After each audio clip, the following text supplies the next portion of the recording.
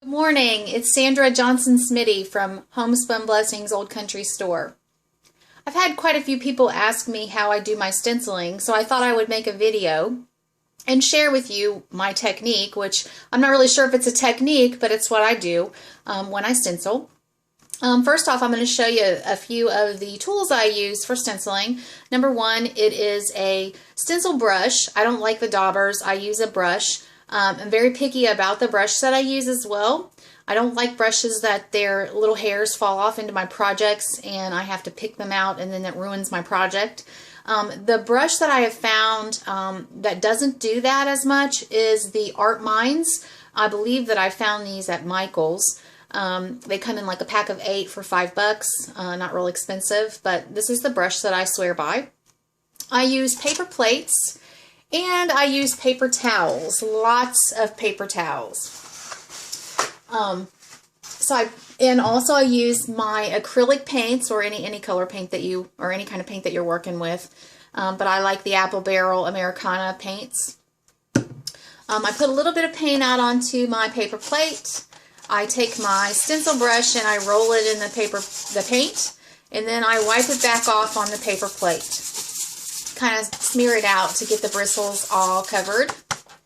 And then I take my paper towel, again lots of paper towels, and I will daub back off my paint. So it's kind of weird. It's like, why do you put so much paint on and then you take it back off? But you want that smooth look on your stencil, so you don't want the globs. You're going to start out with a shadow on your stencil anyway, because if you want it darker, then you can always go back and fill it back in a little bit more. One of the things I do want to share with you before we get started on the stencil is organization, which I'm totally not good at organizing, and I admit that. When it comes to crafting, I tend to tear up Jack because I have to have everything pulled out. If I'm digging and my mind's trying to create, then I want to go grab things. The worst thing for me is looking for that stencil that I need and it's someplace else and in another project that I was working on. So what I actually have done this week is I created some manila file folders and I just labeled them by my stenciling. So this one's coffee.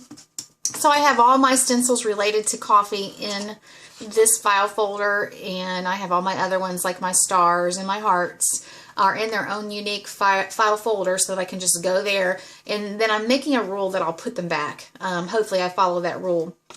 But this is coffee, and we're just going to use the manila folder to stencil on today, for the example, but you would obviously do it on your project. So I've got my paint out in my tray or my paper plate. I've got my bristles all wet with the black. I've smushed it out a little bit and I wiped it off with the paper towel, and I'm ready to actually do the stenciling. I'm going to sit my camera here so hopefully you can see what I'm doing. So I've got my stencil, got it all lined up. That's the important thing, is to line it up appropriately.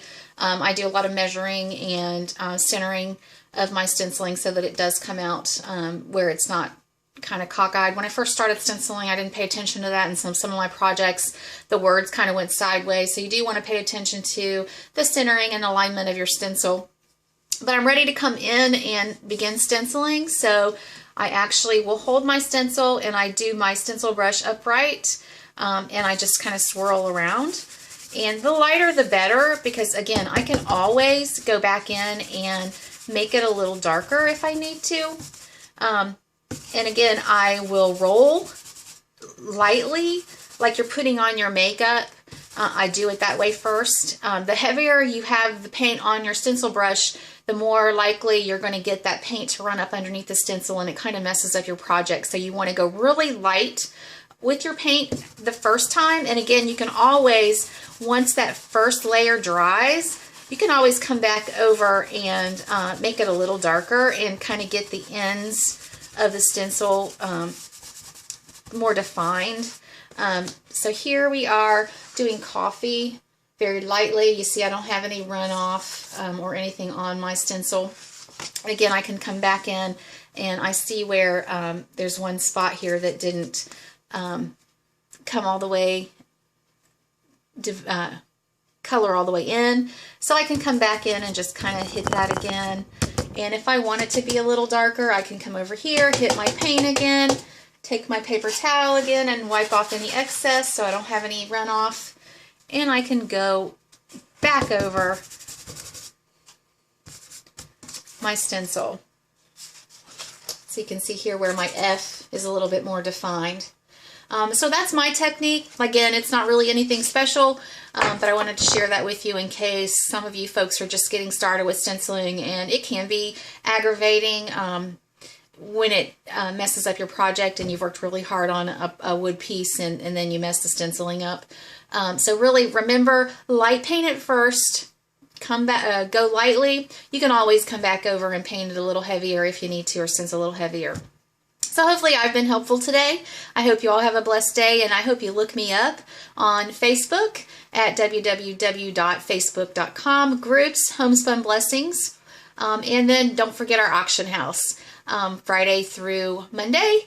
A lot of items that I have on the auction are items that can be refurbished, and you can use this technique right here on some of those items. If you purchase them, just spray them up and put your stenciling on and make your own primitive items. So check me out. Hopefully, again, you've enjoyed this, and you will look me up. Thanks, and have a blessed day.